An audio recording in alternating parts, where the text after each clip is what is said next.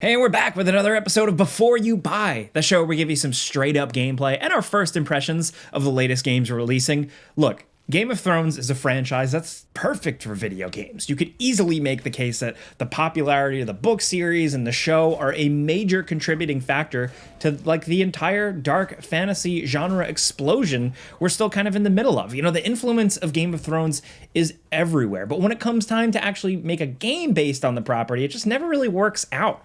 It's been like 10 years since we got a real game from this property. I know we've had like mobile and browser stuff, but like, you know what I mean? Like the last thing was 2014's Game of Thrones from Telltale. And let me tell you, even as a Telltale defender, this one wasn't that good. The 2012 Game of Thrones game from Cyanide wasn't too hot either. Look, people want to experience this world more. With how the show ended, you know, it ended how it did. People still just want to be engrossed. They're in love with all this stuff. It's a shame that the gaming world has failed us because a proper Game of Thrones video game just seems like it would be an easy slam dunk. I mean, look at all the other medieval fantasy type games out there. So now, for real, we're finally getting a proper full meat Game of Thrones RPG in 2025. Cue the monkey's paw though, because while this thing might actually look like the real deal if you're just watching the action and looking at the pretty environments, look a little closer. What's that up in the top corner? Is that a tiny chest with a timer on it? We finally get what looks like a real game in this franchise, only for it to be the most dark patterningest Korean-style MMO grind fest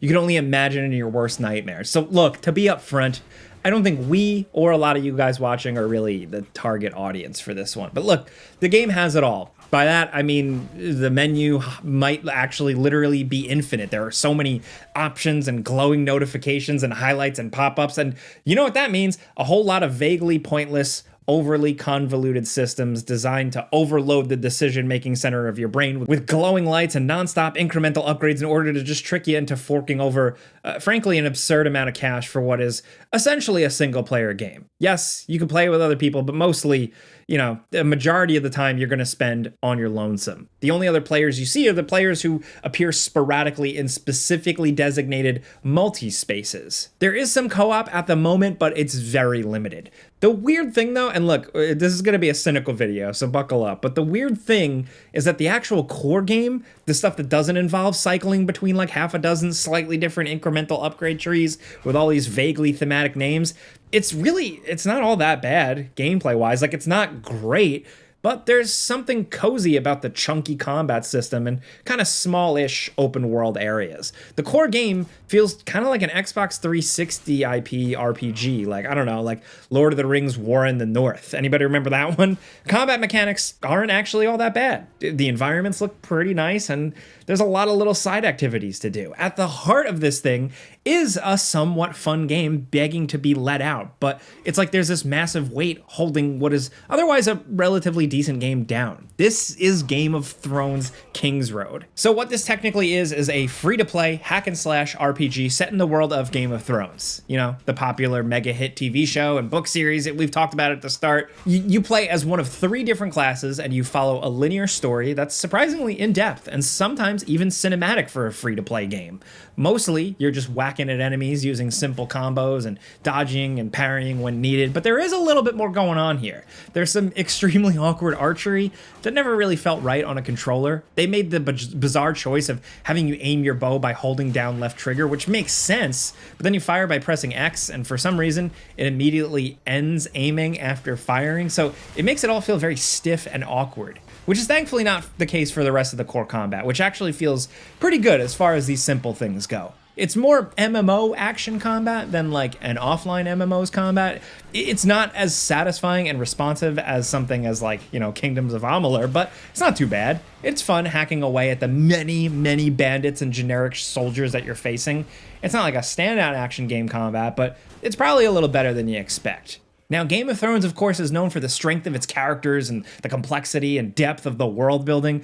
At its best, this is a series that's both intimate and sprawling in scope. But, you know, you shouldn't really expect too many of those strengths here. The game is mostly just about showing you things you remember from the TV show. The plot is a pretty basic version of what you'd expect from the plot of a Game of Thrones game to go. Like, it's the first thing an outsider would focus on. A bunch of undead attack you in the prologue. Sound-alike Jon Snow is there there to mumble at you, and then you're off on a quest to tell literally everyone you see that there are zombies coming, guys. And then they laugh at you and call you a dumbass for believing in zombies or White Walkers or whatever. Rinse and repeat. Seriously, that's the plot of the game. You're trying to get aid for the Night's Watch, which of course is never going to work because we all already know what happens, and you're not going to bring a massive army up north to easily end the coming of winter. Someone else is going to do that, and it's not you, if you know.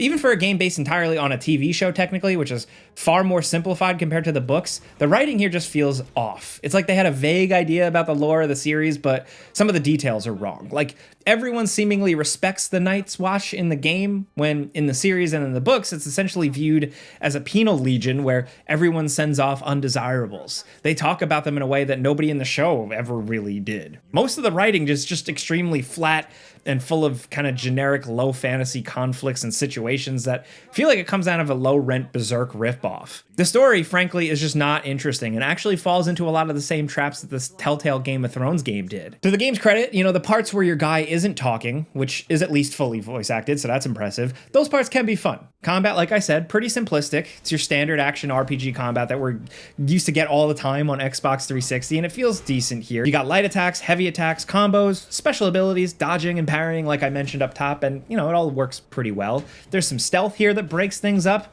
but it's just very bare bones, basic stealth. Enemies are pretty brainless, and they can't see you unless you're standing directly in their faces. So you hide in the tall grass and stab the guys in the back and rinse and repeat. That's all there really is to it. Between all the stabbing, there is actually like the occasional puzzle to solve in the open world or a little activity to accomplish. Each of the game's 5 maps, well, more like 4. The first one, the north, is pretty tiny and kind of more of a tutorial area at the start, at least. The rest are dotted with enemy camps and hunting spots where you can take on large game, these artifact sites that require some slight puzzle solving, and lots of little side quests that are linear to a fault and rarely involve doing anything other than just talking to NPCs, examining a couple of notes, and clicking on stuff. Sometimes you get a choice, but it feels like they're mostly pretty meaningless. Now, one particularly interesting feature is the dungeons.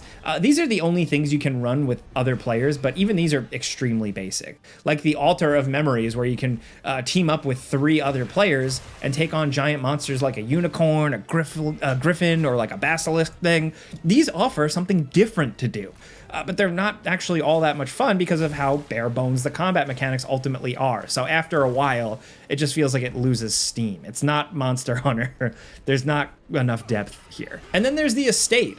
Sounds like a pretty cool idea. I always love having a town or a house that you can upgrade and improve over the course of a game, especially an RPG style game. It's a great idea for a Game of Thrones RPG, but the implementation makes it feel like yet another tedious incremental upgrade you have to mindlessly click through every once in a while. Something to keep you busy. There are a lot of little upgrades and improvements you can make, but it doesn't seem like to make all that much of a difference visually. Your guy quips that it's sad to see the place so run down when you first visit, but it mostly ends up just looking the same as every other settlement you go to in the game. It's not particularly decrepit in comparison, and the improvements you do seem like they're pretty slight. So the settlement, it's just another upgrade track among many that you have to keep up with.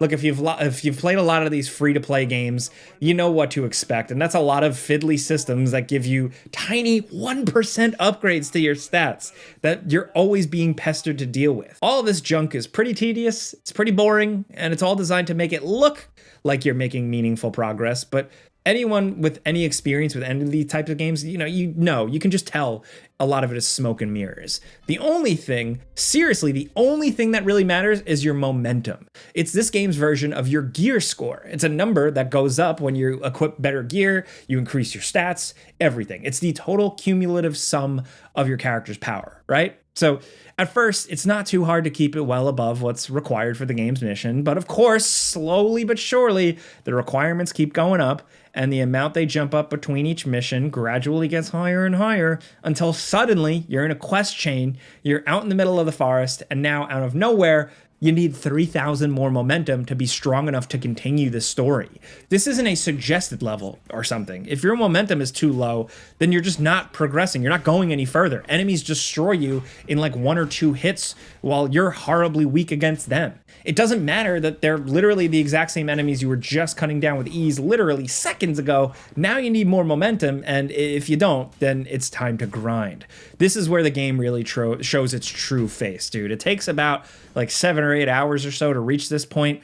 Maybe you were having fun, telling yourself that this isn't so bad, but for a free-to-play, this is all pretty fun, right?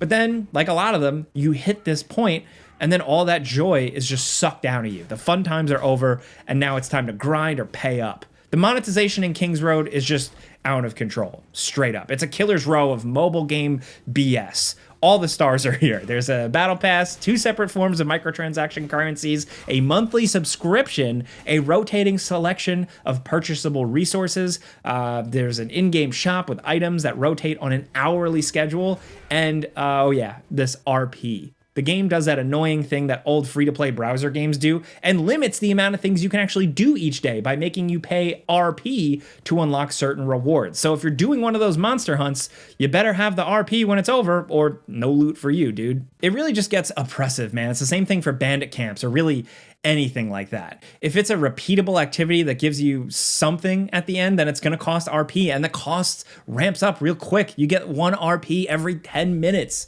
which might sound like it recharges pretty fast, but it costs between like 25 to 50 RP for certain unlocks, and you can only have a small maximum of RP, so like it just gets used up fast. So it sucks. If you run out, what do? You buy some, of course. And that's not even the worst of it. The game tries to nickel and dime you everywhere. Your starting inventory is small. You can barely carry anything. But of course, you can buy more inventory. These golden dragon things, you need 240 of them. How much do they cost? 120 iron marks. Okay, so how much is that? Like $8.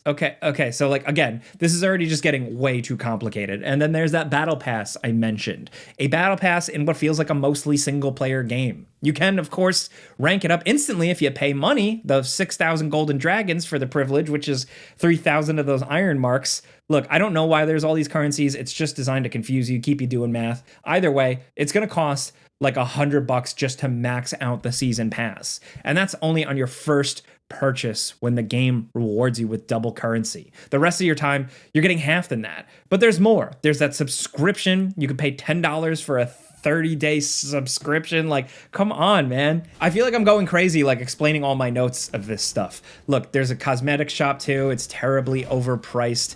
You can end up like, it's going to cost either like $20 for a discounted outfit or $40 up to for a single costume.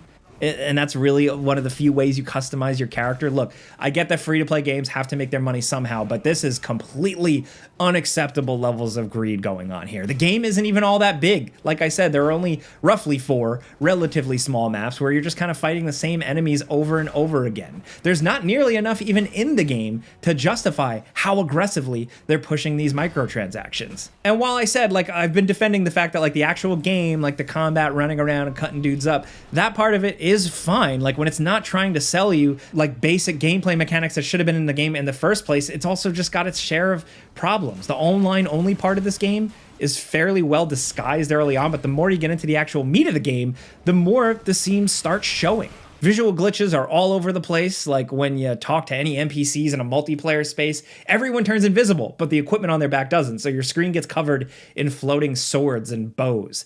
There's a horse, but the animation on this thing is all janky. It's so mobile-y. The mobileness shows itself occasionally here. There's a lot of signs that this game like wasn't ready for prime time, like parts where dialogue won't even come close to matching what's in the subtitles, and at least one part where it's literally just a WIP or work in progress chunk where the dialogue should go. There's a lot of stuttering on the PC version where we played, which seems to be a commonly reported problem. It's just messy, really. That's Game of Thrones Kingsroad. It's a cash shop wearing the skin of a real, simple, cool Xbox 360 era video game. It's so frustrating because there are glimmers of something good here. It's easy to imagine what this would look like if it had come out a while ago and free of a lot of the mobile game mud dragging it all down. I still don't know if it would be a good game, but yeah. Look, fans of this franchise, Game of Thrones, like, they're used to the abuse, but Kingsroad is so egregious that we'd find it hard to recommend to anyone other than like the most diehard dedicated Game of Thrones fan, or someone that is so bored and only likes mobile games and doesn't care about this shit.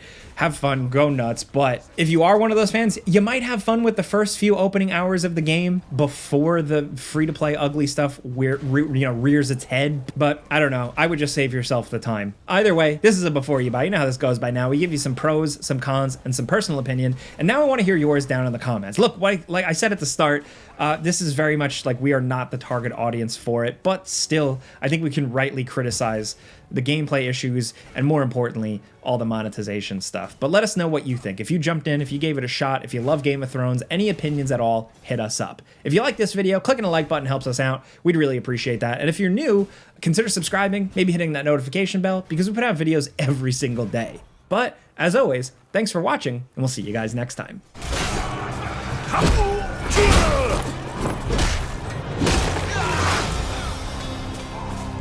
That necklace you've got there, it's a mark of honor among the mountain clans. See those markings? Each one of them is a story or a victory of the wearer. Losing one on the battlefield is a humiliation. By rights, only their best...